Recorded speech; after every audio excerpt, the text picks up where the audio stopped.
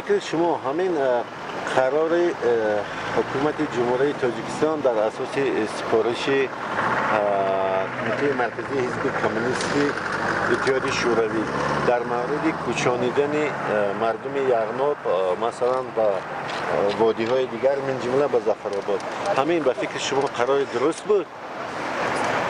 این قرار هم درست بود و هم نادرست بود. درست است از آن سبب است که مردم کوهستان وقتی که شهر برفت مکتب‌های زمانوی بخواند، تعلیم گرفت، جهان بینیش دگرگون شد، تا شهر مسکو رفته تحصیل کرده صاحب علم شدند. جهت منفی همین که مردم سوختی زبان سالهای جنگ بزرگی وقتی این خطر تلفات ندیده بود. روزی نبود که 6-7 نفر فرزنده برده ما بخوان نسپرد. بغیر از ناحیه ظفرآباد، ناحیه حصار و مردم سوختی زبان زندگی میکند، ناحیه ورزا به زندگانی میکند، همون سال زمان با یاوان با زندگی میکند، خود شهر با زندگی میکند. کوچه زحمت آباد میگفتن چیکار است که میگفتن نگارنی، همه مردم سوختی زبان. میدانم که منم با از همه قصه کنم و ساکن 4 خواجگی ظفرآباد رفتیم. امروز خدا به شکر 45 خواجگی هستم. ما 42 نفر بودیم، حاضر 192 نفر از همون دیار ساکن همین وادی یغناب خواجگی 40 سالگی تاجیکستان حاضر است سوخدیان به که خودم نام از سوخدیان گذاشتم، سبخورده تشکیل کردم. 192 نفر از همین خلاق ما زندگانی میکنند.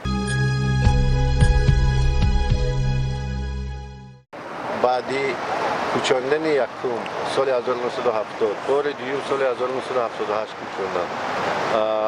این خیلی بود که مردم میخواستن به وطن اجدادیشان بازگردن. البته یگان انسان روی عالم نیست که وطن اجدادی دوست ندارد. بعد مثلا مانع میشدن برای بازگشتن؟ البته وقتی که می آمدن بازگشتن آمده دوباره مجبور میکردن که به ظفرآباد برگردن. امروز چی هم مثلا مردم ظفرآباد آیا نمیخوان به وطن اجدادیشان برگردن؟ شخصا من خودم پیش از همه به جناب عالی مینداری بیان میکنم که اولین شخص یکم جمهوری جناب عالی محترم امام علی شریف پیشوای معظم 20 سالگی استقلال جمهوری تاجیکستان به اولین شده به وادی یغناب سفر کردند. این به مردم سوختی زبان یک مهر و محبت، یک الهام، یک قوت بزرگ بخشید. شخصا همین شخص بزرگ پیشوای ملت ما همون روز 3 اوگوست گفتن، سفارش دادن به مردم سوختی زبان، شما مردم سوختی زبان آمده وطن آباد کنید، آمده خواجگی دهقانی تشکیل کنید، فرزندای یاشهای جوانهای آورده همین نشان دهید وطن مهرش تلقین کنید. یگان کس بغیر از سوختی زبان این دیاری مهن اجدادی آباد کردن نمیتونه. اما بعد رفتن جناب عالی تمام گزیدات به برآمد 6-7 مراتب همین سخن جناب عالی. شخصا من خودم از همین سخن جناب عالی گرفته به حکومت ناحیه عینی 79 مراتب آمده رفته، 12 مراتب عرضه نوشتم. عرضه مضمونش یکتم، کمیته زمین سازی به فرستانده می شود. کمیته زمین میگوید که خواجگی اولین استفاده برنده زمین اجازه دهد، اجازه همون گیرید. میگوید یک تا شخص زیاده از 3707 هکتار زمین از همون دیار ما، هم اقصاق ما، یک شخص، یک عائله چراگاه کرده گشته تا همین روز.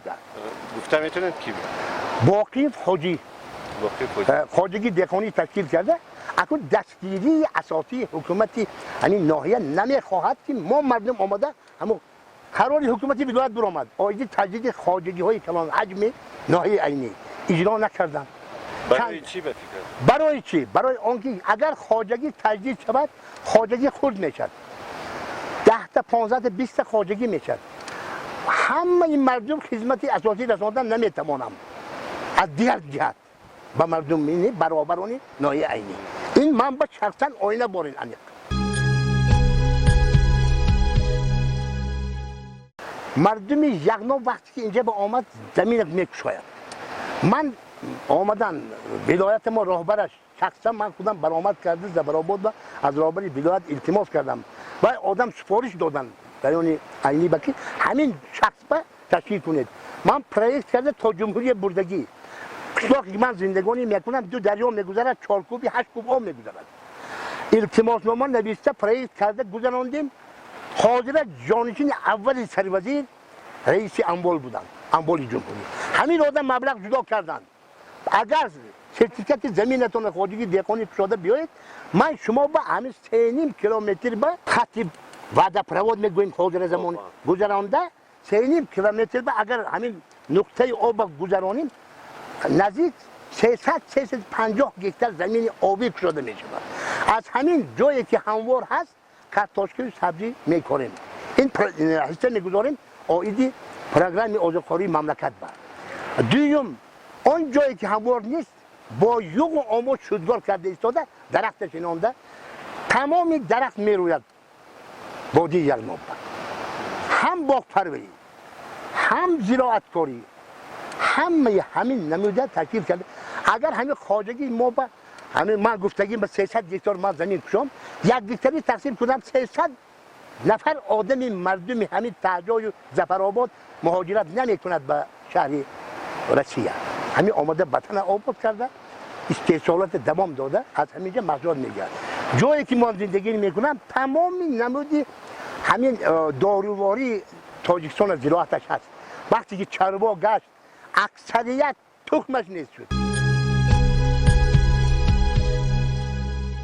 زمین وقتی که چراگاه گشت باید هزارها مراتبه زیادتر خراب میکند طبیعت زمین ضررش بیشتر است.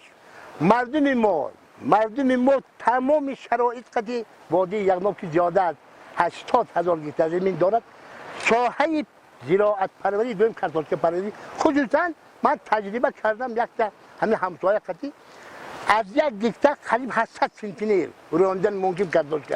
ما 800 نه 200 سنتینر رانیم از 1 هکتار 20 تن کارتاشکی استحصال میکنیم که باید 20,000 سامان از 1 هکتار درآمد میتید. از 7,000 هکتار 15,000 سامان اندازه نهایه به درآمد میشد هر سال. 1 هکتار کارتاشکی کارم چراگاه به همین چراگاه نچرد اگر زمین بودجه نهایه هم درآمدی کنن همین شخص هم درآمدی کنن. درباره همون تصمیم حکومت جمهوری که به نزدیکی گرفته شد میگفتید که در موردی مثلا همچون پارک ملی نامگذاری کرده شده وادی یغناب این چی است؟ فهمونید؟ این یک الهام یعنی بزرگی فرهنگ شناسا انسان های به معرفت که نیاگان ما سوگدیانه بار دیگر زنده کرده ایستادند. اولادهای ما گذشتگان ما این دیار به هر یک بزرگاه گذشته است که همون آرامگاهشان به یک خاری زاری است. البته وقتی که پارک ملی شد اینجا آباد میشد. چراگاه استفاده نمیشه. چراگاه استفاده برایش کم میشد. کسی که چراگاه همون استفاده برد برای قانع کردن زندگی خودش استفاده میبرد، نه اینکه برای چراگاه دیگر ناحیه و همین خراب کردن وادی یغناب. و از روی اون چی که متخصصان میگویند اگر شرایط همین خیر رود زبان یغنابی نابود میشه و فکر شما برای آن که همین زبان زنده ماند چیکار کردن؟ زباندانی از همون پدر مادر وابسته.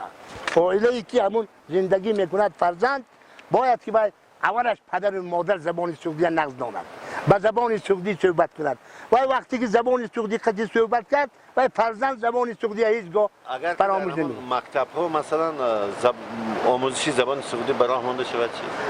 تعلیمی زبان نور بالای نور میشه. از همین منبر استاده من گفته میتونم جناب عالی برای مردم سعودی زبان ملتش زنده کردن با ولایت موثق ماندن.